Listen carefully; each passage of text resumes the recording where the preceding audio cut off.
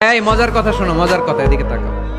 অনেক মা ছেলের প্রশ্ন করে, আমি তোরে এত কষ্ট করে লালন পালন করলাম আর বিয়ে করার পরে বউ তোর আপন হয়ে গেল। এরকম একটা কমন প্রশ্ন আছে না নাই?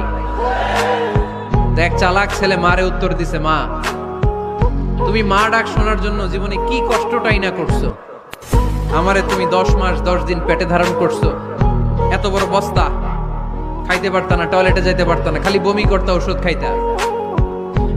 10 মাস পেটে ধারণ করলা, 2 বছর দুধ খাওয়াইলা, আমার পেশাব পায়খানা পরিষ্কার করলা।